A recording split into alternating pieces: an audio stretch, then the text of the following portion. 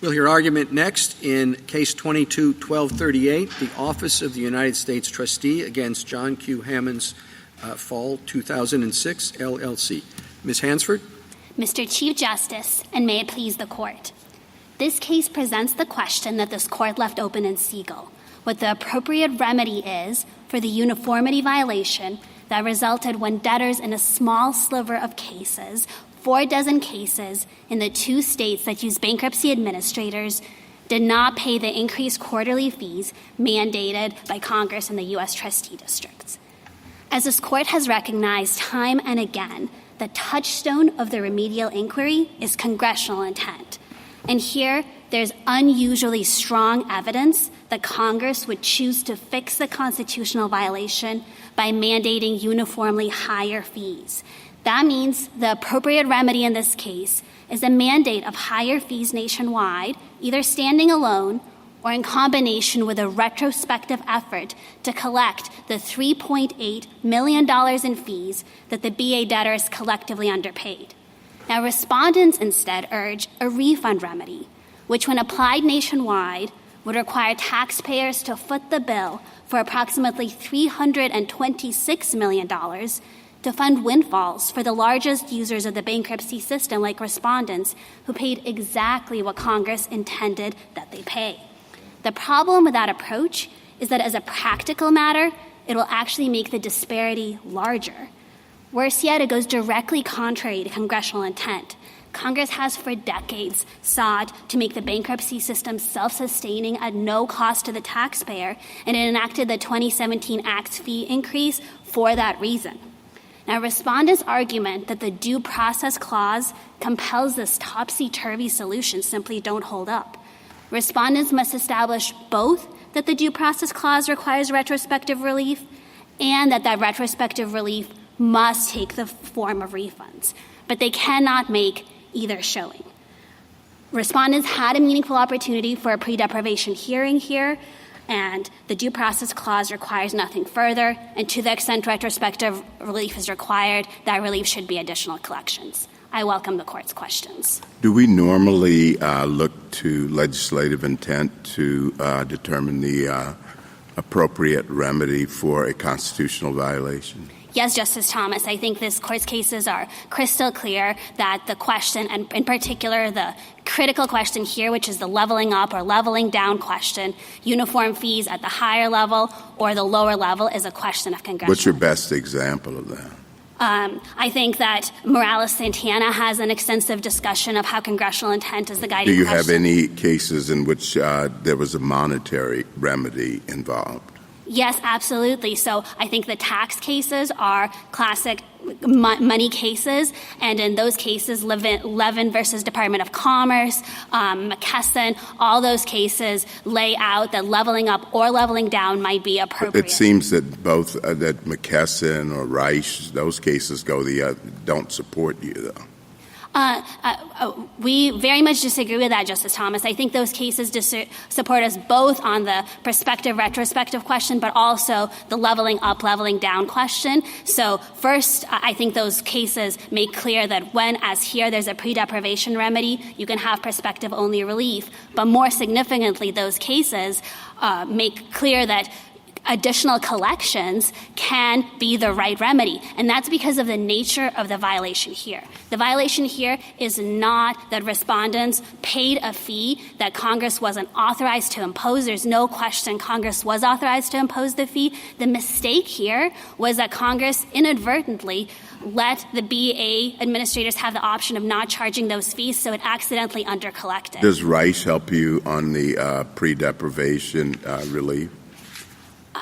I think that Reich is inapposite here because it's a bait-and-switch case, but I think even in Reich, a case where there was a bait-and-switch and there was a state statute that promised a refund, but instead the state courts tried to say no refund was available, even in that case, the court left open a determination of relief consistent with McKesson, which could be leveling up or leveling down. And I think it's critical that even in those cases, which I think mainly come up in the tax context, where there is a due process requirement for retrospective relief, relief. That relief can be leveling up. I don't think there's any dispute here that to the extent every penny of those $3.8 million is collected, respondents would be made entirely whole. They will not have been subject, in hindsight, to a discriminatory scheme. And I think that goes to show that their injury is not a monetary injury. Ms.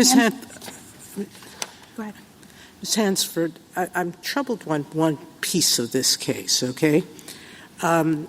I do agree that Kessin and Harper say if you have a pre-deprivation mechanism to protect yourself, the government can level up or down because you should have taken advantage of your ability to protect yourself.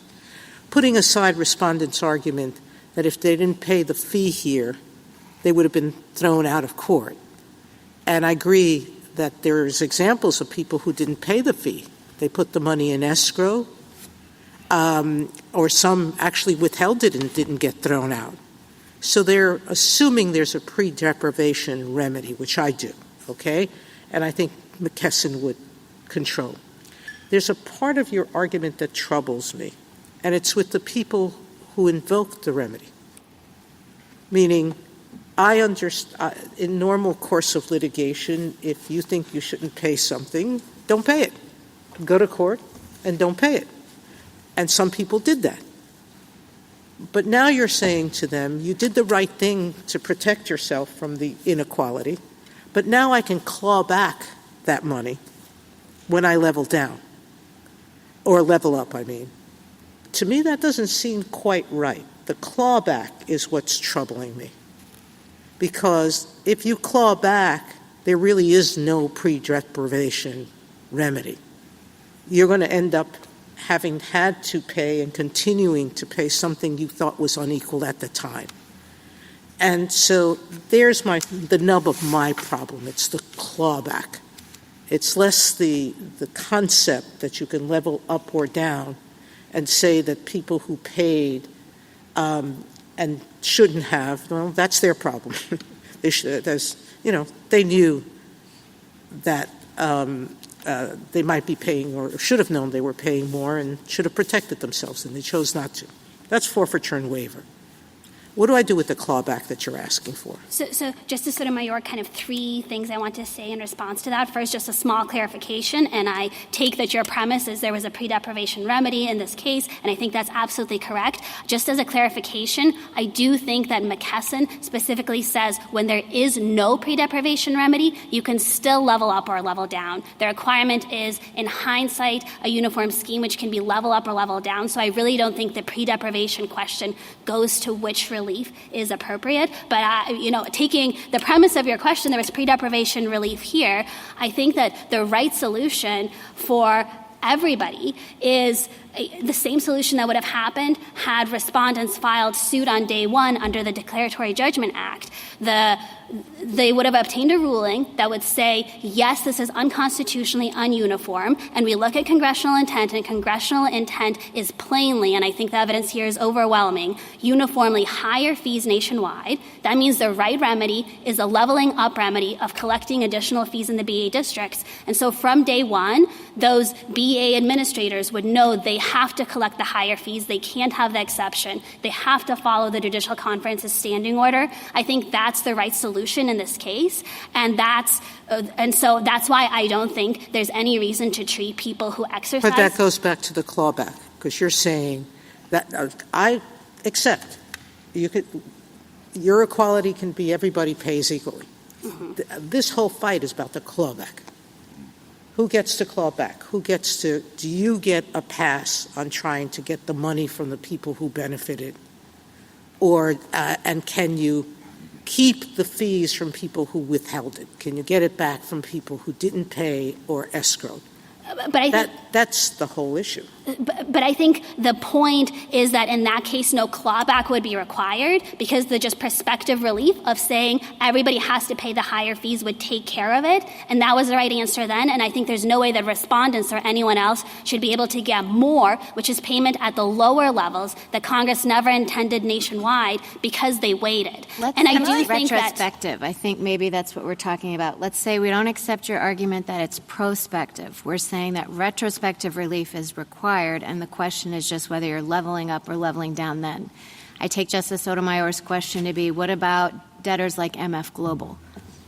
So Justice Barrett, I guess first, I want to say that there are 5 cases that we're aware of in the category like MF Global. So if you do think the answer is different as to those cases, I don't think that would have a big practical or other consequence. But if you're concerned about that set of cases, I would really urge you not to craft the remedy for respondents here based on those cases. But I think as a conceptual matter, those cases come out the same. And if you think of the AAPC case, the Telephone Consumer Protection Act, there was a disuniform scheme. And the problem with that scheme was that there was an exception for government debt robocallers, which is what created the disparity. But I don't think there's a question that the people who made non-government debt robocalls before, even at the time when mistakenly the scheme was being administered uniformly, remain liable. They were always required to not make the robocalls, and if they did, they remain liable. And footnote 12 of the plurality makes clear that you don't need to go back in time and compensate those people for, and that's another example of a money case, Justice Thomas, that you don't need to go back and compensate those people for financial penalties or financial liability that they incurred because they were doing exactly what Congress intended. Okay, let me just ask you this. Let's assume that we disagree with you about the prospective, and we're accepting, just as I said at the beginning, that it has to be retrospective.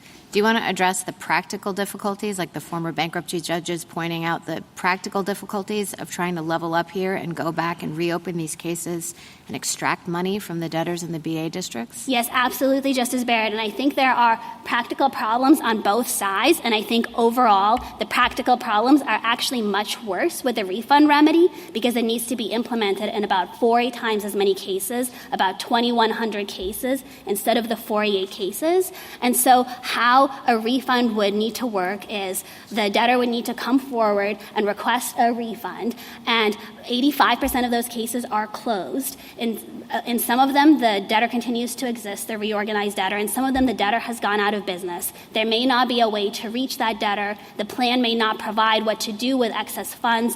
Cases may actually need to be reopened, and ironically, I think you're more likely to reopen. I think that you're missing the thrust of the question. Justice Barrett's question is, how are you going to implement your remedy? On the other hand, if Mr. Geiser were to prevail, somebody would have to come forward and try and reopen, and good luck with that, all right, if they haven't preserved their arguments. And that's what you're saying, and I take that point. And so maybe a lot of people who would be entitled to won't be able to, and that's the end of it. But Mr. Geiser will be happy, and his client will be happy.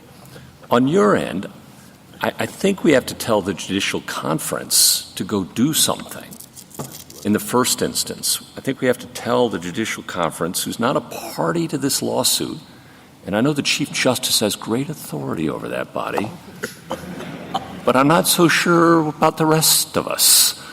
And what order do we issue to them? I guess is a question I have, and I think Justice Barrett's getting at, and how are they going to go do it? Who's going to go do it? And those are closed cases where, okay, it's not somebody asking for something who might lose because his case is closed and he doesn't care anymore. You have to go claw it back from somebody whose case is closed. And I just haven't heard of anything quite like that before. So help me out. So, Justice Gorsuch, a lot of really important things in that question, and I want to get to all of them. I think to start with the first, which is as a practical matter, what would happen if this court ordered the additional collection remedy? I don't think there's anything unusual about that. I think that ordering a non-party to the case to take action? So to be clear, I don't think the order in this case would be an injunction to the BA districts to do that. The judgment in this case is the motion to redetermine fees is denied because respondents paid the correct level. But I think this is a problem that arises any time but that's you have— premised on the idea that a court can compel this clawback. And I guess I'm wondering, again, we've spoken a lot around it, but at the end of the day, for it to work, somebody has to order the clawback. And I think Justice Barrett's question and mine is, just honestly, I haven't seen something like that before. How does it work? So I don't think that in a leveling down case or a leveling down tax case, there's any rule that the judgment— You're talking about leveling up. Just stick with the leveling up and the remedy you're proposing. I Put apologize, aside the Justice leveling Gorsuch. down. That's a terminology issue. By leveling down, I meant collection remedy. We can call Okay, it all leveling right. Whatever up. you want to so call the collection. Whatever you want to call it, remedy, counsel's fine by me. How do I do it? So in the tax context where the courts establish that you can level up or level down, there's no rule that the court's judgment itself has to compel the actors. And I think the reason for that— Fine. How does it happen? So the way it happens is that the BA administrators read this court's decision and they see that they are required to collect additional Are they? fees. They're not bound by anything. They're not parties to this case. But I think this court's declaratory judgment that— There's no declaratory judgment. It's just that Mr. Geisler loses. That's the particular judgment in this case. But as footnote 29 in Morales-Santana says— There's no judicial decree telling anybody. But let's even putting that aside, how practically are they going to do it? All right. So I'll get back to Note 29 Morales-Santana later. But as a practical matter, what happens is you send a collection notice to the reorganized— So I guess to start with the easiest cases, there are 10 open cases, and that's— Put those aside. But that's a third of the fee payment, and that would substantially close the gap. Okay. And in those cases, I do think there's a statutory obligation to pay under 1129. That's helpful. 12. So I think that's a big chunk of it. But I think for the other cases, there is, in many of the cases, a reorganized debtor that still exists or an individual. To that individual, the BA administrators send a collection notice. We think many of them will be able to pay. A lot of the amounts at issue are just a few $1,000s. We think a lot of those people will have the ability to pay and will pay. If not, it gets referred to the collection just like any other government debt. We admit that there are at least 2 cases, the liquidated cases, which represent a total underpayment of, I think it's about $27,000, where it will not be collectible. And I think the good faith remedy in this case, and this court has been clear in McKesson that perfection is not required, we'll have to accept that you're not going to be able to claw back those last pennies. Ms. Hansford, I'm wondering whether this isn't – I read your brief and the arguments that you're making as though the collection remedy was sort of like your second option, that some of these problems that concerns that I share and the problems that have been addressed are a reason why we wouldn't necessarily think that a retrospective remedy is appropriate.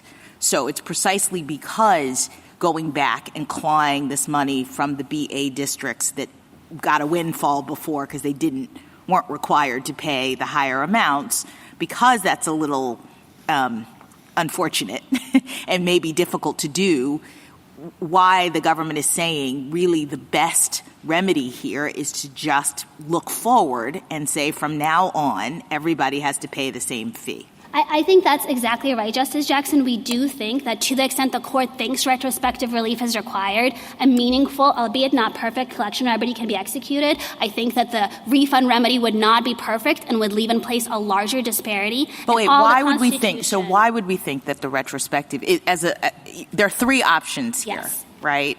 It seems to me that not the petitioner, the respondent in this case is seeking a refund, which I understand is retrospective, but he wants a refund. That's one.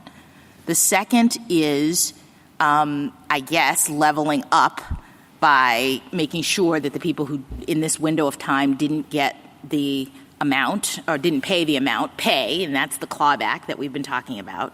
And then the third is recognizing that the government has changed its policy with respect to this, that everyone is now uniform, that we just go forward doing a uniform thing. So what is the argument for doing a retrospective remedy?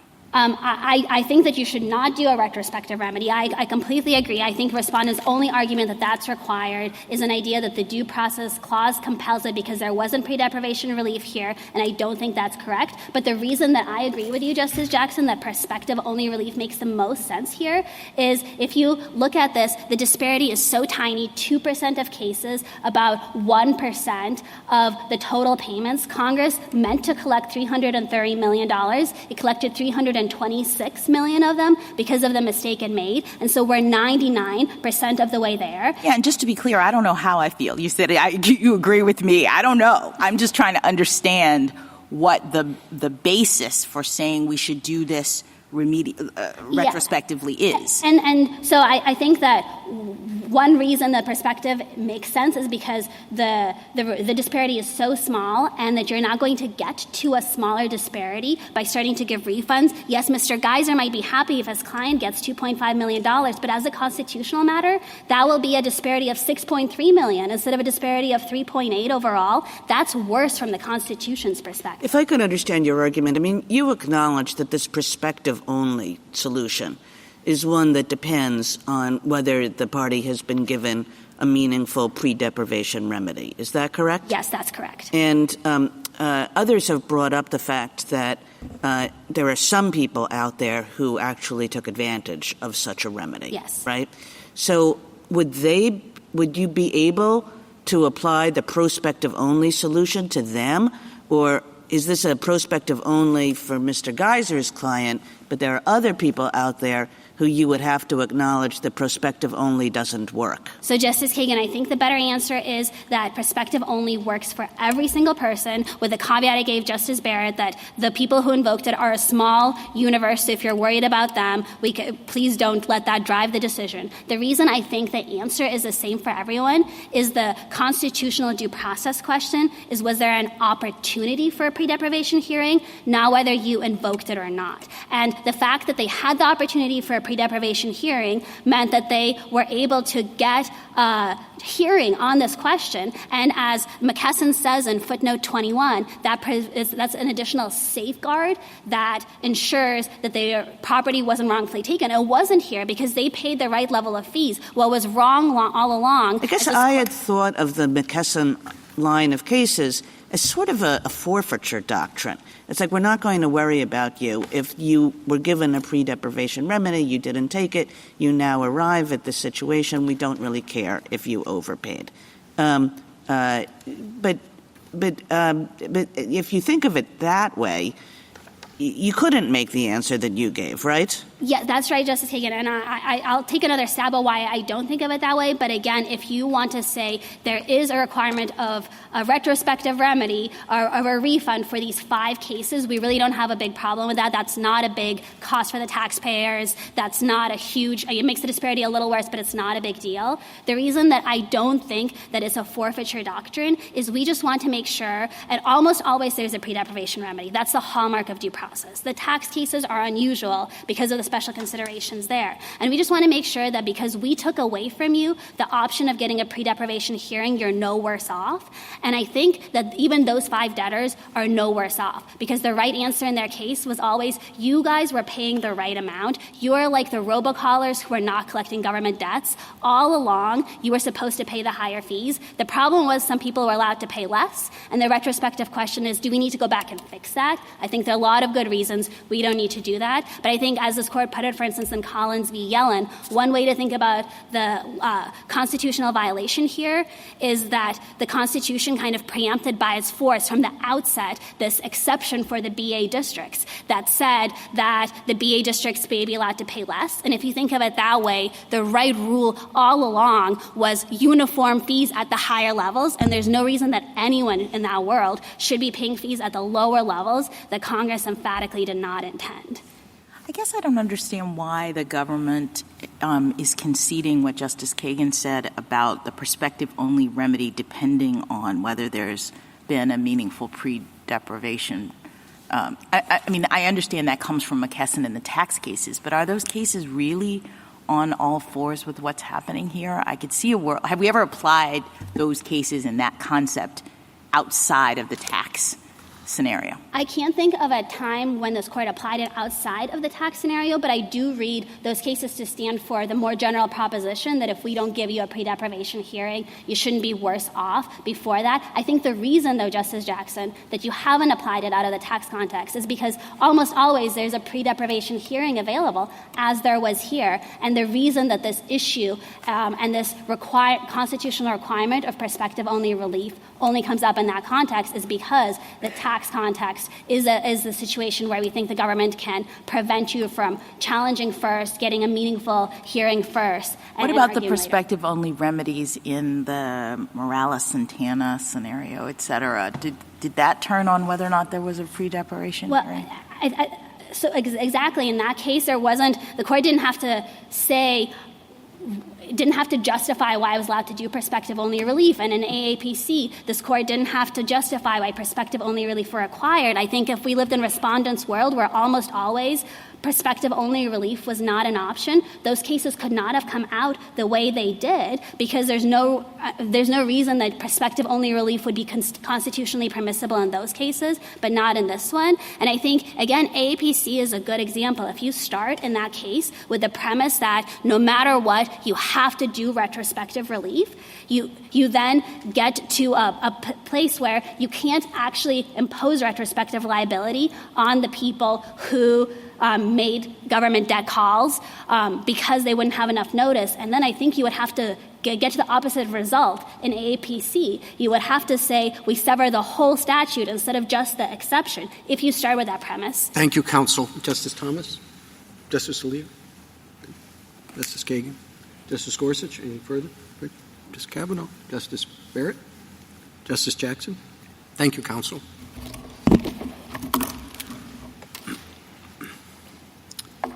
Mr. Geiser? Thank you, Mr. Chief Justice, and may it please the Court. Respondents are entitled to a refund for the unconstitutional fees paid under the 2017 Act. Under a century of this Court's jurisprudence, prospective-only relief is insufficient to redress a past monetary injury. If the government unlawfully collects funds, it is required to rectify that violation with meaningful backward-looking relief. It cannot simply keep the unconstitutional fees and promise not to do it again. The government is also wrong that respondents somehow forfeited their rights by failing to invoke a pre-deprivation remedy. Under settled law, due process requires retrospective relief unless an exclusive pre-deprivation remedy is both clear and certain. The government cannot meet any of those conditions here, where the Code authorizes the same remedies and the same relief before or after payment. The government finally responds that if it can't simply keep the money, this Court, acting alone, should authorize what Congress has refused to do, implement a clawback program seeking 800% higher fees in administrator districts over a half-decade after the fact. This extreme proposal invites chaos in bankruptcy courts and promises an administrative morass. It is neither legally nor practically feasible, and there is zero indication Congress would endorse a severe retroactive imposition, just as Congress refused to apply the 2020 Act retroactively. The government has not identified any statutory authority for unleashing a massive fee campaign across 2 states, reopening closed and final cases, disturbing confirmed and consummated plans, and somehow overriding multiple provisions of the Bankruptcy Code. Even when construing an actual statute, this Court refuses to apply provisions retroactively unless the political branches have clearly confronted and accepted the acute costs and unmistakable language. It is stunning for the government to ask this Court, without a hint of authority from Congress, to impose this kind of profound retroactive cost on dozens of bankruptcies and hundreds or thousands of stakeholders across 2 separate states.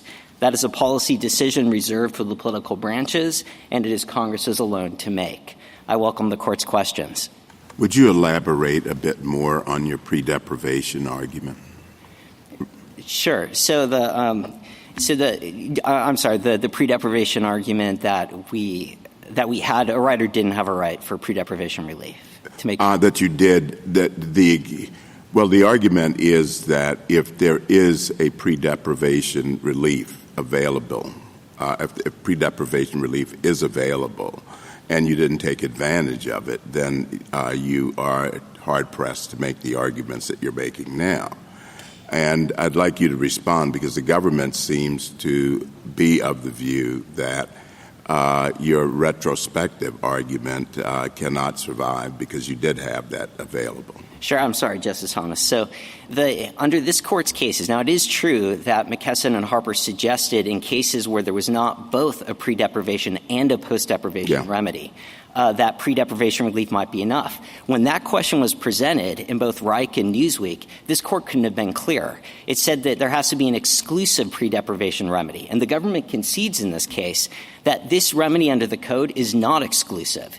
Parties have the absolute right, and they've had it for a long time, where they can assert a challenge to the fees before or after the fact. The exact same remedies are available before and after the fact. No one is on notice, just looking to first principles, that they are forfeiting their right to challenge an unconstitutional fee unless they object in advance. That was the core rationale of Reich and Newsweek.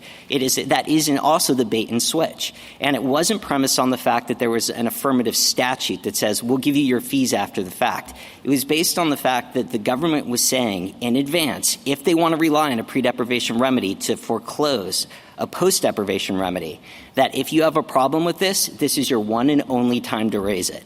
The government can't say the Bankruptcy Code authorizes these challenges before or later, but in fact, now we're deciding you should have done it before, even though there was absolutely no notice of that whatsoever. And I think Reich and Newsweek couldn't be clearer on that. But those cases had to do with raising the objection at all. Nobody stopped you from getting prospective relief. You've gotten the treatment of equality that you sought. You came in and said, I'm being treated unequally, and I want to be treated equally. And the government's saying, you're right. You were treated unequally. Now everybody has to pay the same fee. You don't like that answer, but you got a remedy. Well, those other two cases had to do with situations where you're being told you're not going to be able to get the legal issue resolved. You're not going to be able to resolve the inequality at all. No, Justice Sotomayor. And to be very clear, Reich and Newsweek both ended by saying we'll remand for the court, for the state in those cases, to provide meaningful backward-looking relief, consistent with the court's mandate in McKesson and Harper. And also be very clear, in those cases, they again said the fact that there was a pre-deprivation remedy, and it was undisputed in those cases that there was absolutely a pre-deprivation remedy. Had the parties invoked it, they would have been just fine. But there also was a post-deprivation option. And unless the state makes clear in advance, again, this is just fundamental due process 101. You have to make clear in advance, providing fair notice to a reasonable party, that if you don't invoke the remedy in advance, you're forfeiting something after the fact. The thing that I'm struggling with is understanding what difference it makes in this particular situation, whether you had a pre- or post-deprivation remedy, when it seems pretty clear that making that claim leads to the determination not that you pay less, but that everybody pays more. Do you concede that that's Congress's intention, not only sort of initially, but also as reinforced in the legislation that it enacted after this problem came to light?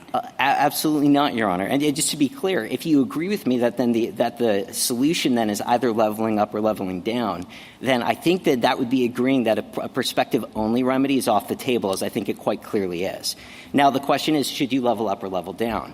Now, the government has suggested that this is as simple as sending out 48 bills to— No, the government has suggested that it's Congress's intent that actually is what we should care about in making that determination. And so my question to you is, do you dispute that Congress wanted everyone to pay the higher fee? We do. We dispute it. It's a yes and no answer. And if I could explain why. Okay. So we don't dispute that if Congress could go back in time from day one, they're not faced with any retroactivity problems. They're not faced with the prospect of opening closed and final cases, disturbing final confirmation orders that are non-appealable at this point. Congress would have done this correctly if someone had tapped them on the shoulder and said, the 2017 Act has a flaw. You should fix this. But we definitely— And how they would have corrected it was not to lower everybody's fees to the BA level, how they would have corrected it would be to say everybody has to pay the higher fee. Absolutely, but that's not a choice Congress has today. Why is that not a choice they have today? Because Congress hasn't yet invented a time travel machine. They can't go back in time and say, we now will fix this in advance so we don't have this profound retroactivity problem. No. I guess I don't understand. I mean, back in the day, the problem was that the higher fee level that Congress implemented in the statute wasn't being applied to everyone. And I appreciate that it was being applied to your client. But you're asking now for a refund for that period of time so that the remedy is to make your client pay less, and that's how we're going to make it equal. And I'm just saying I don't see anything in the legislative history, in the way in which this entire scheme has developed that would suggest that that's what Congress would have intended. Well, I can do one better than legislative history, because the 2020 Act said we're going to fix the problem and we're going to fix it prospectively only.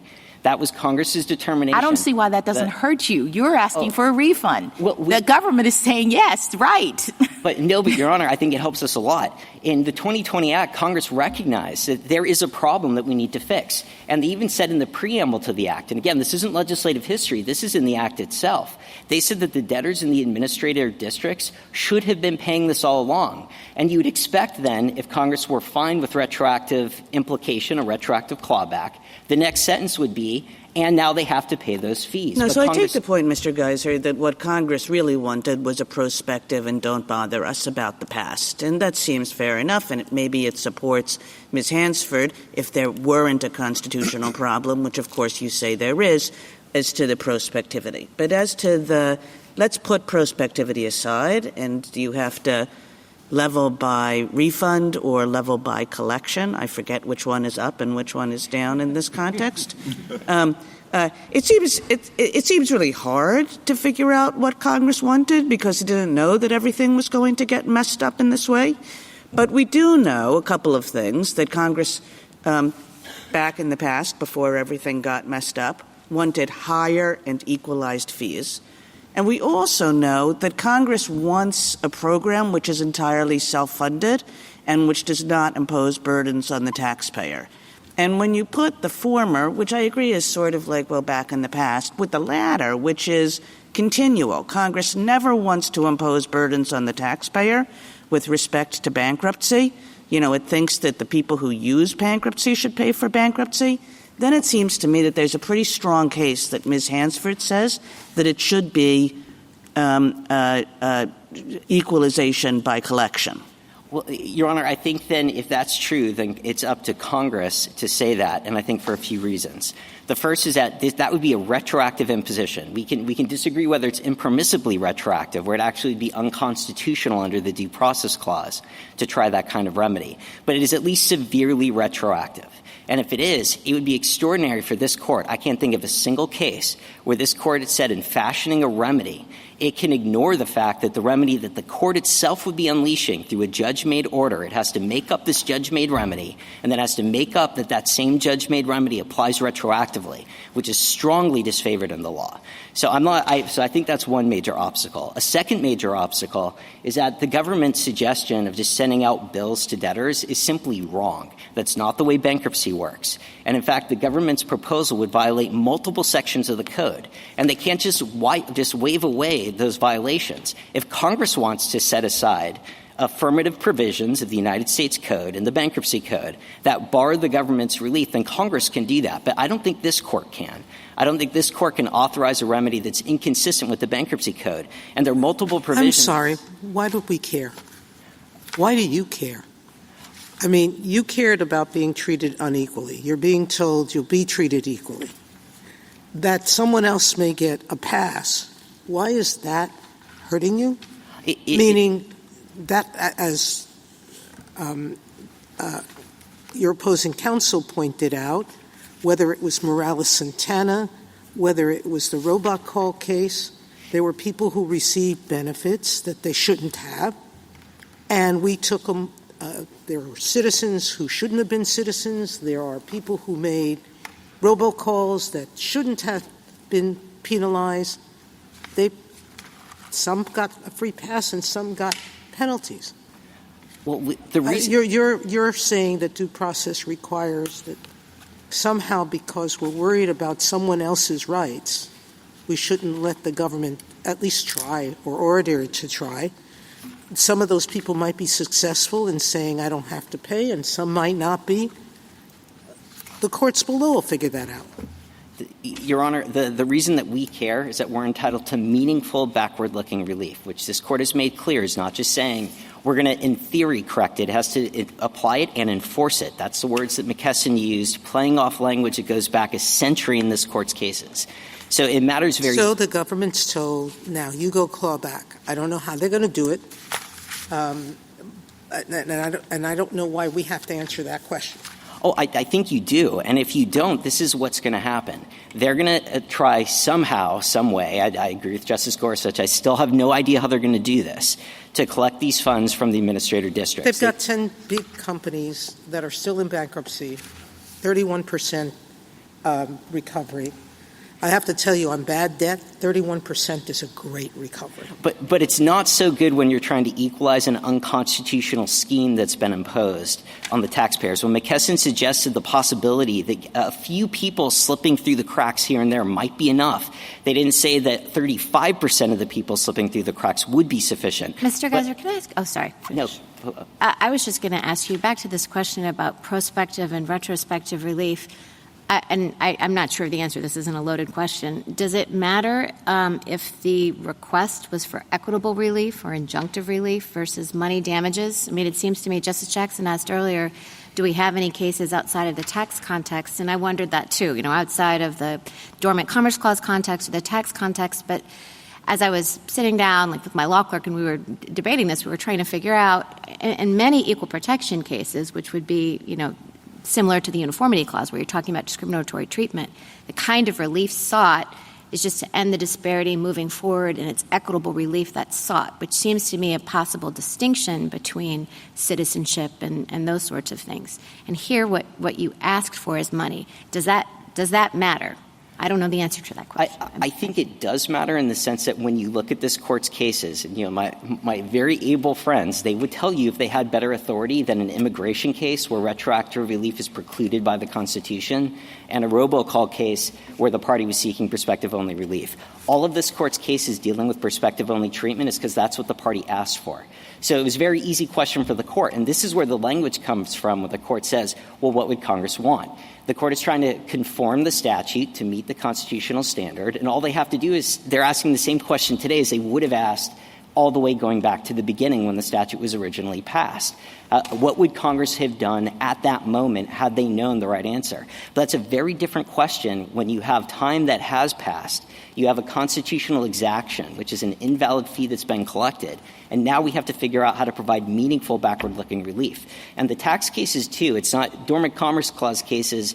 They do involve basically disparate treatment. It's saying you're favoring in-state people over out-of-state people. I think it's a very close parallel to the uniformity problem. And some of this Court's cases also dealt with equal protection claims, where someone was exacted some sort of money and it's not a windfall, and it's not a question of they should have paid it anyway. The point is that if Congress wants or a state wants someone to pay money, they have to do it under a constitutional scheme. And if they haven't done that, then their choices are either to level up or level down. And I agree that terminology is confusing. It's actually flipped back and forth at each stage of, I think, all of these cases that I know of. But in this case, a clawback remedy simply isn't an option. And I want to be very clear why that is. One is that there is a constitutional impediment to it. The administrator district debtors will have a solid due process claim that this is impermissibly retroactive. But they're not before us. Shouldn't we let them make that claim in the next case? Your Honor, then what will happen is if that claim succeeds, this case will somehow have to come back to this Court because it will turn out that, in fact, the government had one permissible option, providing a refund, because the clawback remedy doesn't work. But I think you can see right now, even from the former bankruptcy judge's brief, that even putting the constitutional concern aside, there are provisions of the bankruptcy clause that foreclose what the government wants to do. I mean, when they say they're just sending out a bill, they're not sending out a bill. they have to go into the bankruptcy case. They have to upset a final and non-appealable confirmation order. Right away, you're violating Section 1141 of the Bankruptcy Code. What if the government's answer is we don't want to do that? Our solution is move on. Our solution, and you're saying that's not constitutionally permitted, and I'm trying to understand why. For exactly the same reasons, the government's arguments should be familiar to this court because it's the exact argument that Florida made in McKesson and Harper. Florida said, we fixed the problem going forward, we promise not to do it again, and we would rather keep the taxes that we collected under this unconstitutional scheme. In fact, refunding them would just be a windfall to the favored class. And this court said that's not good enough. Under the Constitution, and again, this is going back for over a century now of this court's cases, when the government exacts money that it's not allowed to have, it has to provide meaningful, backward-looking relief. Why do you say they're not allowed to have it, though, in this situation? This is where I feel like you're conflating different legal frameworks, and that's where I'm getting confused. I thought you conceded that they could have the higher fee, that everybody agrees that the Congress wanted the higher fee. So what is it about this that they're not allowed to have? It's the exact same thing they're not allowed to have in an equal protection violation or dormant commerce clause violation. No one in McKesson and Harper was saying that a state couldn't enact a tax that applies evenly to everyone. And the businesses that were objecting in that case would, in fact, have to pay it. But those businesses don't have to pay a fee that's been exacted under a constitutionally flawed scheme. I think that's settled under McKesson, Harper, going back to the 1920s, dealing with Montana National Bank and Bennett. You want perfection, though, in how this is all going to work out. But even under your approach, there's not going to be perfection, as the government details at length, because the refunds will not get to everyone.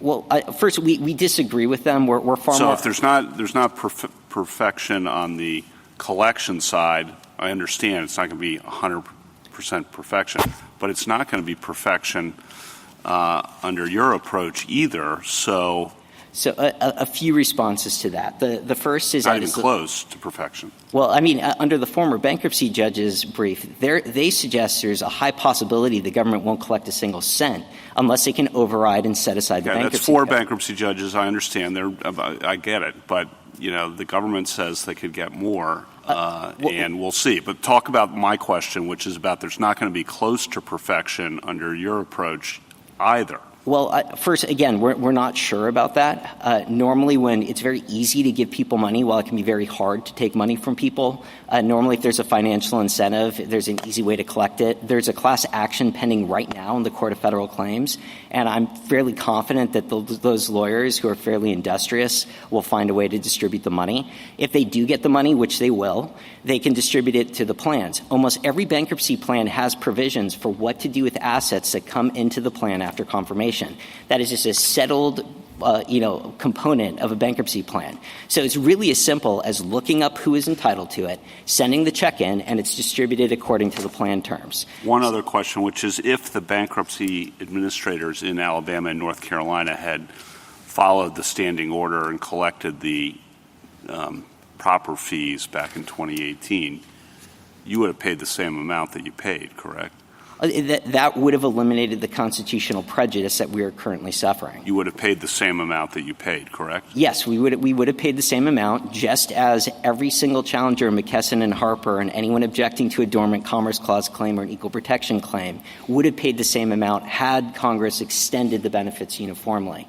But the fact is when they don't do that, that's where the problem arises. Now, I do want to provide another answer to Your Honor's question about, what about the inability to get full refunds on our side? Now, again, we think it's going to be pretty close to 100% collection, but even if that's wrong, the provision of full relief entitles 100% of the injured class to collect. The only people at that point who wouldn't collect would be people who are voluntarily electing not to do it. So they would not suffer any constitutional prejudice. The constitutional prejudice is, in fact, cured in full by providing a full refund. That's the meaningful backward-looking relief. Then the court doesn't even have to worry, how do we balance these two things? The entire injured class, anyone who wants to assert their rights, will be made whole by a refund. And the other point I'd like to make, too, is even if the court, and this goes somewhat to what does Congress really want here, The court could order a refund, and if my friends are right that there's actually no due process problem with asking people to pay money, well over half a decade after the fact, and there's no problem with disturbing closed and final bankruptcy cases where bankruptcy puts a premium on finality, there's no problem with overriding a confirmed plan of reorganization that is final and non-appealable, then Congress can pass a law tomorrow, the day after this court's decision, that says, in fact, we don't want refunds. In fact, claw back those funds. And then my prediction is the debtors in the administrator districts will challenge that on due process grounds, and I believe they'll probably prevail. But at least at that point, it's Congress that's doing the work instead of the government coming to this court and saying, why don't you do what we didn't do? In 2020, Congress could have had a retroactive imposition. They refused to do that, presumably because they didn't want to take the political heat from the stakeholders in the administrator districts of imposing these fees after the fact. And again, it's not as simple as bothering the debtors. And this also goes to other problems in the bankruptcy code. Congress could have done it your way, too. Congress could have. And they didn't. And they didn't. Presumably because it's $326 million, and they don't. That would be inconsistent with the usual principle that bankruptcy pays for itself. And there is a surplus in the United States Trustee Fund that could probably cover the majority, if not all, of what's owed. And if Congress is concerned about that, Congress can pass a new tax tomorrow that reimburses the taxpayers, taxing the users of the bankruptcy system. But that's not an excuse. Florida made similar objections in McKesson and Harper. Florida said, we really have good uses for this money, and it's really going to hurt us if we have to give this back. It's actually going to create economic turmoil. And the court's answer was, that's too bad. You pass an unconstitutional tax. You need to provide meaningful backward-looking relief. So you either have to stomach the political cost of imposing that tax retroactively on the favored class and deal with the political fallout, or you have to provide refunds. Those are your two constitutional. But the thing that's different, of course, here is that the only constitutional problem with this was an equality problem. And so it could be fixed either way.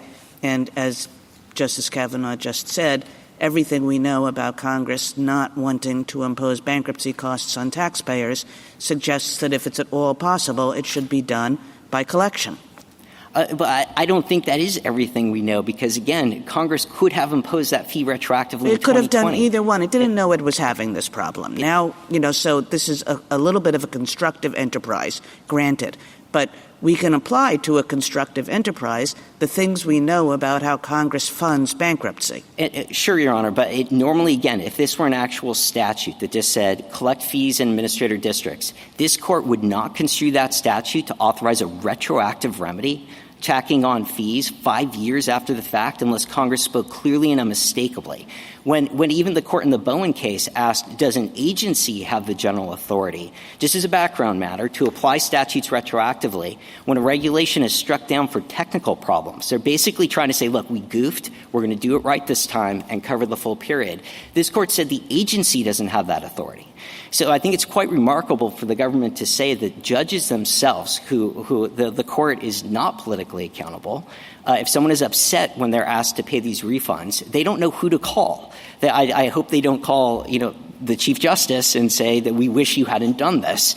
If Congress wants to pass this law, Congress can do it. And again, if the government is confident... You're creating a conflict for the Chief Justice now. Yeah, and just to be clear, I didn't do it. Can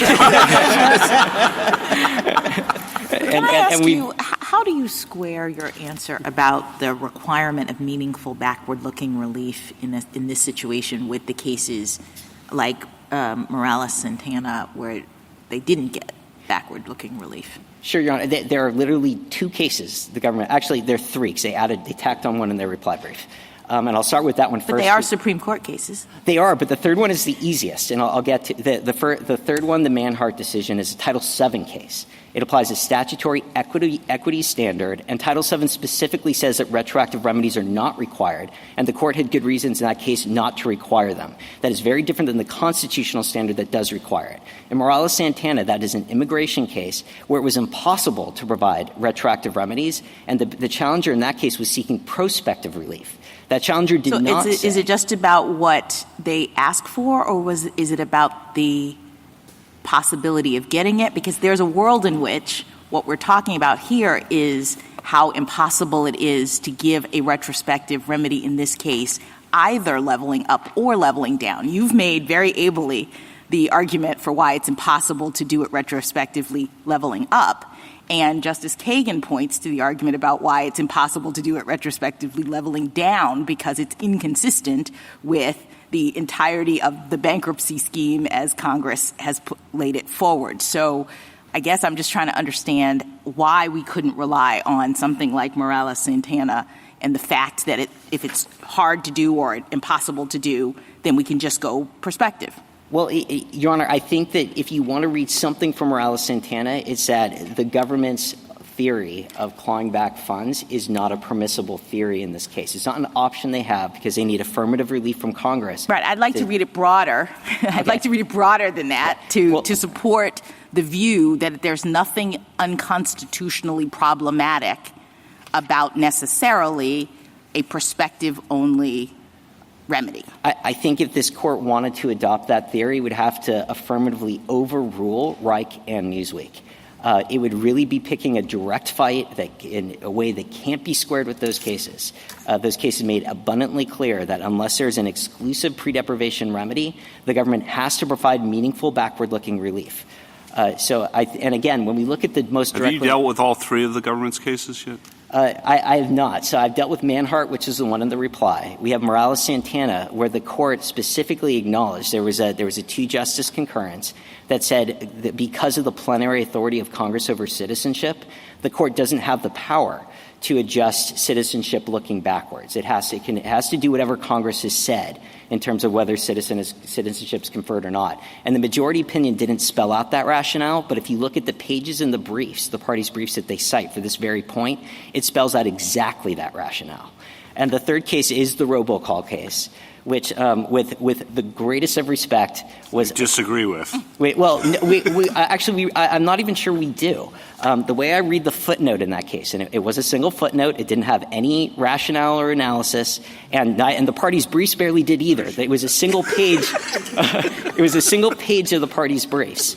And I look at the language in that footnote as reserving the question. It wasn't resolving it. It said the result in this case does not lift the fines that have been imposed. It didn't necessarily say that if someone had brought that challenge, because again, the challengers in that case, they didn't have any fines. Their contention was going forward, seeking prospective relief. We'd like to make these calls. And the court sensibly said, you're violating a general robocall provision that's been in place for decades. And so you can't do that. But that's very, very different. The fact that the government's relying on a case like that instead of cases involving an illegal exaction of money under a scheme that treats one class differently than another, it doesn't take a whole lot to say which one of these are more analogous. Thank you, Counsel. Justice Thomas? Justice Alito? Justice Gorsuch? Justice Barrett? Justice Jackson? I just have one more little thing, which is I'm wondering if it matters that there are individual rights at issue in some of these equal protection cases. It seems to me that this uniformity constitutional provision that's at the heart of this is really about limiting congressional power. And I guess you could say the same is true of the Commerce Clause. So I appreciate that. But is there something to the notion of we're not going to necessarily worry about a meaningful, backward-looking monetary remedy for a violation that is really about limiting Congress's power and has been remedied because Congress has changed the statute now and everybody's being treated equally going forward? So I think, Your Honor, you stole my first answer, which is that it is exactly the same as the other rights where the court said you do have to provide meaningful backward-looking relief. The second is that this is constraining Congress's authority, but it's constraining Congress's authority to protect individuals. It's so that certain debtors don't find themselves disfavored with respect to other debtors. So I do think there is an individual rights component to the right that's being protected. And now that we've paid that money under that unconstitutional scheme, if Congress wants to say tomorrow to make this court's job very easy, it could say Congress hasn't spoken. Normally when the court confronts these types of questions, it gives the state or the government a reasonable amount of time to respond. And when they don't, they say the injured party doesn't have to wait any longer. We're going to order a refund. Thank you. Thank you, counsel. Rebuttal, Ms. Hansford? Thank you, Mr. Chief Justice. I want to start with Justice Barrett's question of whether what the parties ask for matters. I think both in Levin versus Department of Commerce and Morales-Santana footnote 29, the court said that what the parties ask for does not circumscribe the relief offered, and parties never ask for the relief of the withdrawal of the benefit, and the fact that you're allowed to withdraw the benefit shows that you don't need to reward the successful challenger. That was the case in Morales-Santana. That was the case in APC. Neither one got the relief they wanted. In Wynn, this court specifically addressed that and said they may be no better off, but that is not a problem. To address the Manhart case that my friend talked about, I do think that that is a great example of a case that was about money. There was a specific dispute as to whether money should be paid back. There was no question in that case that women paid too much into pension funds because they were women and were required for that reason to pay too much. And the court said, even in that circumstance, that's illegal. Title VII prevents it.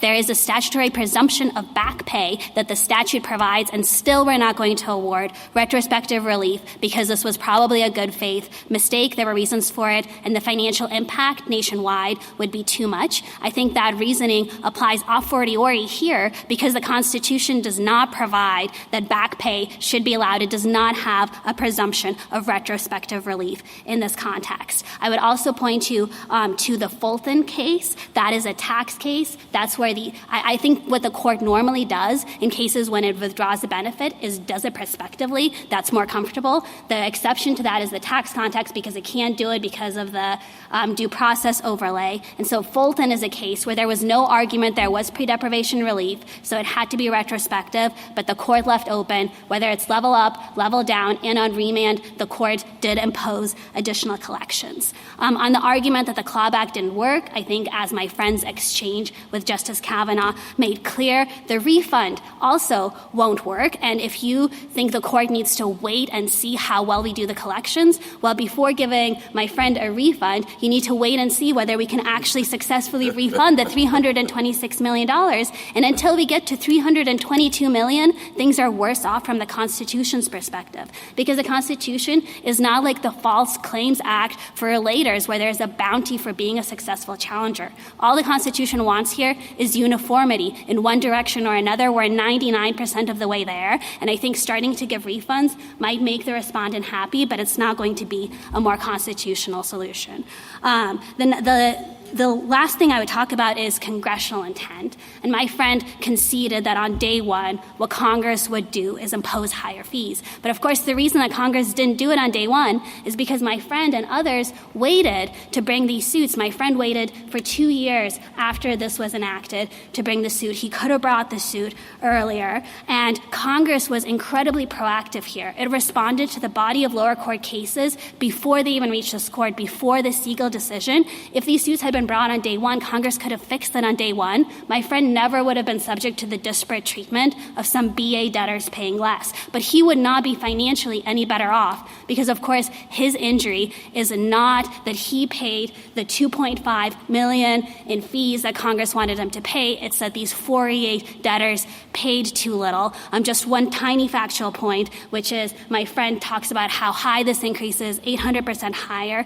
The fees were, there was a 1% cap on the fee increase. So my friend's clients overpaid $2.8 million on $1 billion in disbursements. This is a fee on the largest users who are best situated to bear this.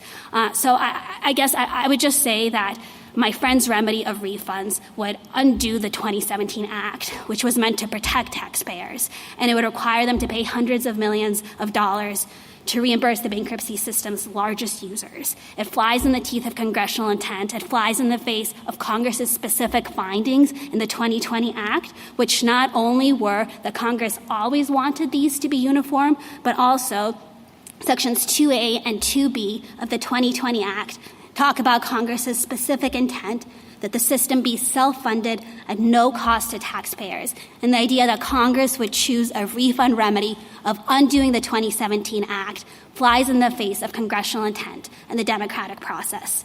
We ask the court to reject that approach and to reverse. Thank you. Thank you, counsel. The case is submitted.